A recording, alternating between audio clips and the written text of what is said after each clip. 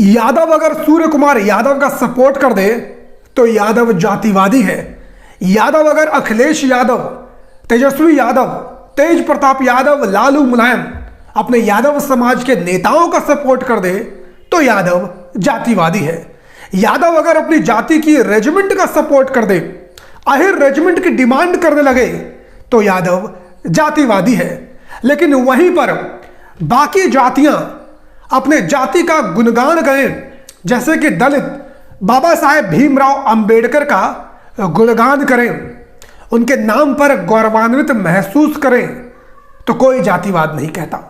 वहीं अगर राजपूत अपने महाराणा प्रताप का गुणगान करें, भगवान राम को अपनी जाति से जोड़ें, तो वो जातिवाद नहीं है। ब्राह्मण यदि जय परशुराम करे, अपने ब्राह्मण महापुरुषों का गुणगान करे, तो वो जातिवाद नहीं है। लेकिन अगर यादव समाज के लोग भगवान श्री कृष्ण को अपनी जाति से जोड़ दें तो ये जातिवाद है। बहुत सारे लोग मेरे कमेंट्स के अंदर मुझे जातिवादी बताते हैं। क्यों? क्योंकि मैं ये सारी चीजें अपनी वीडियो के माध्यम से करता हूं। अब आप लोग हो सकता है ये सोच रहे होंगे कि आज मैं इस प्रकार की बातें क्यों कर रहा हूं, तो इस वीडियो को पूरा अंत तक जरूर देखिए। मैं आपको बताऊंगा कि यह बात करने की आवश्यकता मुझे क्यों पड़ रही है। लेकिन इससे पहले इसके पीछे की जो कहानी है वो आपको जानना बहुत ज्यादा जरूरी है। आप सभी लोगों ने मीडिया में एक खबर कल पूरे दिन चर्चा का विषय बनी रही, इसको जरूर सुना होगा। क्या थी वो खबर?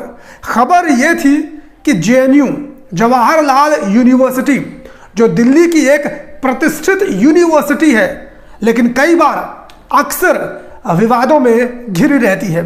एक और विवाद इस यूनिवर्सिटी के साथ जुड़ गया।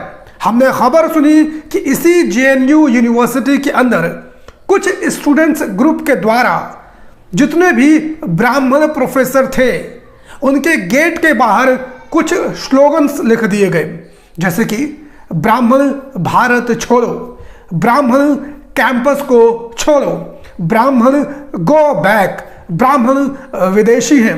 इतना ही नहीं, इसके साथ ही साथ कुछ हिंसक स्लोगन भी थे जो उन गेट्स के ऊपर लिखे गए, जैसे कि अब रक्तपात होगा।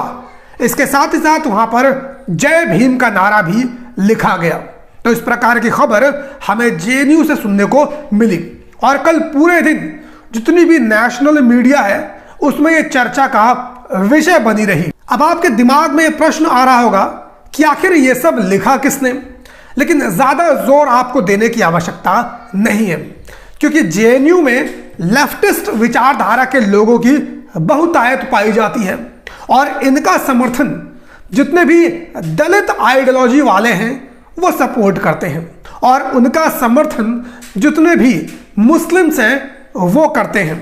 तो कहीं ना कहीं ये जो नारे लिखे गए हैं इन्हीं लोगों के द्वारा लिखे गए हैं। इसमें भी सबसे ज्यादा संभावना जो दलित विचारधारा के लोग हैं उनके ऊपर बताई जा रही है, क्योंकि ब्राह्मण विदेशी हैं, आर्यन विदेशी हैं, ब्राह्मण भारत छोड़ो, इस प्रकार की बातें ज्यादातर दलित विचारधारा के लोगों के द्वारा ही की जाती हैं। वहां पर जय भीम भी लिखा हुआ है। इससे यह भी पुष्टि होती है कि हो ना हो ये दलित विचारधारा के लोगों के द्वारा ही इस प्रकार का काम किया गया है। अब आप लोग सोच सकते हैं दोस्तों कि दलित विचारधारा के लोगों के अंदर ब्राह्मणों के प्रति, आर्यंस के प्रति कितनी ज्यादा नफरत भरी पड़ी है। वो भी इसी देश के नागरिक हैं, लेकिन हमारे ही देश के नागरिक दूसरे नागरिकों के ऊपर, दूसरे नागरिकों के बारे में किस प्रकार की नफरत भरी बातें करते हैं और किस प्रकार से ये दलित विचारधारा के लोग इस देश के अंदर जातिवाद का जहर घोलने का काम कर रहे हैं। आप एक बार सोच कर देखिए कि यहां पर ब्राह्मण विदेशी हैं, ब्राह्मण भारत छोड़ो। यदि इसके बदले किसी ने लिख दिया होता कि दलित भारत छोड़ो, दलित अफ्रीका जाओ, दलित विदेशी हैं, इस प्रकार की बातें कही गई होती, या फिर मुसलमानों के बारे में इस प्रकार की बातें लिख दी गई होती, तो इस देश के अंदर अब तक हाहाकार मच चुका होता। जितने भी अपने आप को सो कॉल्ड पत्रकार बोलते हैं, निष्पक्ष पत्रकार बोलते हैं, उन लोगों ने अब तक हाहाकार मचा दिया होता। अभिषार शर्मा, रवीश कुमार, प्रसून वाजपेयी और भी तमाम ऐसे पत्रकार हैं जो अपने आप को निष्पक्ष बोलते हैं, और मैं भी इन लोगों का सम्मान करता हूं क्योंकि बहुत सारी बातों से मैं इनके सहमत होता हूं, लेकिन मैं इन लोगों को निष्पक्ष नहीं मानता हूं। मैं आज की डेट में किसी भी पत्रकार को निष्पक्ष नहीं मानता हूं, क्योंकि हर पत्रकार किसी न किसी एक विचारधारा को लेकर जरूर चलता है। तो ये जितने पत्रकार हैं ये लोग भी इसी प्रकार से निष्पक्ष नहीं है, क्योंकि यदि ये लोग निष्पक्ष होते तो इसके ऊपर वीडियो जरूर बनाते और इसके बारे में बातें जरूर करते। लेकिन ना तो अभिषार शर्मा ने इसके ऊपर वीडियो बनाई है, ना तो रवीश कुमार ने इसके ऊपर वीडियो बनाई है, और ना ही दूसरे सो कॉल्ड निष्पक्ष पत्रकारों के द्वारा इसके ऊपर कोई भी वीडियो बनाई गई है। क्यों नहीं बनाई गई है? इसलिए नहीं बनाई गई है क्योंकि इसके ऊपर वीडियो बनाने से कोई पॉलिटिकल एजेंडा नहीं नजर आ रहा है, पॉलिटिकल एजेंडा साबित नहीं हो रहा है। और चूंकि वो दलित समाज के लोग हैं जो कि दबे होते हैं, कुचले होते हैं, शोषित होते हैं, पीड़ित होते हैं, वंचित होते हैं, उन लोगों के ऊपर यदि कोई वीडियो बनाएगा, उन लोगों के खिलाफ यदि कोई वीडियो बनाएगा, तो उनके मन में कहीं ना कहीं डर होता है कि उनके ऊपर SC/ST एक्ट ना लग जाए। इसीलिए उनके बारे में कोई किसी प्रकार की बात नहीं कर रहा है, नहीं कर सकता है। और जिस प्रकार की हरकत इन लोगों के द्वारा की गई है, क्या इन लोगों के प्रति दूसरी जातियों के अंदर प्रेम का भाव पैदा होगा या नफरत का भाव पैदा होगा? कहीं ना कहीं इन लोगों ने जिस प्रकार की हरकत की है, इसके वजह से जो ब्राह्मण वर्ग है या बनिया वर्ग है, उन लोगों के दिलों में इनके प्रति नफरत ही पैदा होगी। और हो सकता है कोई ब्राह्मण या बनिया वो इन लोगों से इतनी ज्यादा नफरत कर लगे कि इनकी विचारधारा के लोगों के साथ कुछ कर दे, तो कल को यही लोग उठकर आएंगे और कहेंगे देखिए ब्राह्मणों ने, बनियों ने हमारे साथ कितना ज्यादा अत्याचार कर दिया, कितना ज्यादा हमें मारा और पीटा। लेकिन कोई इसके ऊपर बात नहीं करेगा कि इन लोगों ने किस प्रकार की हरकत करने का काम किया। इस घटना के सामने आने के बाद एक कवि है, एक लेखक है, बॉलीवुड पिक्चर्स के अंदर लिखने का काम करते हैं, गाने लिखने का काम करते हैं, जिनका नाम है मनोज मुंतशिर। मैं तो अभी तक इनको सिर्फ मनोज मुंतशिर के नाम से ही जानता था, लेकिन पहली बार मैंने देखा कि ये शुक्ला है। इन्होंने अपना ट्विटर हैंडल का नाम चेंज करके मनोज मुंतशिर शुक्ला कर दिया है और ब्राह्मणों के ऊपर एक ऐसी वीडियो बनाई है जिसके अंदर जितने भी ब्राह्मण महापुरुष हैं उनका गुणगान किया जा रहा है और ब्राह्मण होने पर गौरवान्वित महसूस किया जा रहा है। उसकी छोटी सी क्लिपिंग है, मैं चाहता हूं आप लोग उसे जरूर देखें। मैं गर्व से कहता हूं कि मैं ब्राह्मण हूं।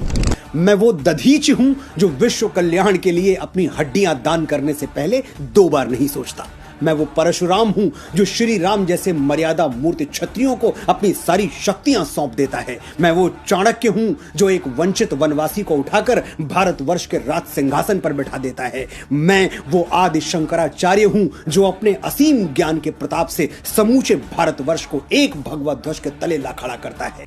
तो दोस्तों, इस वीडियो के अंदर मनोज मुंतशिर शुक्ला जी ब्राह्मणों का गुणगान करते हुए नजर आ रहे हैं और अपने ब्राह्मण होने पर गौरवान्वित महसूस कर रहे हैं। मेरे हिसाब से मनोज मुंतशिर जी ऐसा कर रहे हैं तो इसमें कोई भी समस्या वाली बात नहीं है। हर आदमी को अपनी जाति के ऊपर गर्व जरूर करना चाहिए और अपने जो महापुरुष हैं उनका गुणगान भी जरूर करना चाहिए। लेकिन समस्या यहाँ पर यह आ जाती है कि जैसे इस प्रकार से यह गुणगान कर रहे हैं, यदि कोई दूसरे समाज का व्यक्ति अपनी जाति का गुणगान करता है, जैसे कि मैं ही हूं, मैं अपने नेताओं का गुणगान करता हूं, अपने यादव समाज के महापुरुषों का गुणगान करता हूं, तो मुझे जातिवादी बोल दिया जाता है। लेकिन यहां पर इतने बड़े आदमी मनोज मुंतशिर जो वर्ल्ड फेमस हैं, ऐसे आदमी अपने ब्राह्मण होने पर गौरवान्वित महसूस कर रहे हैं, सार्वजनिक बोल रहे हैं, ब्राह्मणों के गौरवशाली इतिहास का वर्णन कर रहे हैं, तो क्या इन्हें भी इसी प्रकार से जातिवादी बताया जाएगा? दोस्तों, आज की डेट में इस देश का माहौल बहुत ज्यादा खराब किया जा रहा है।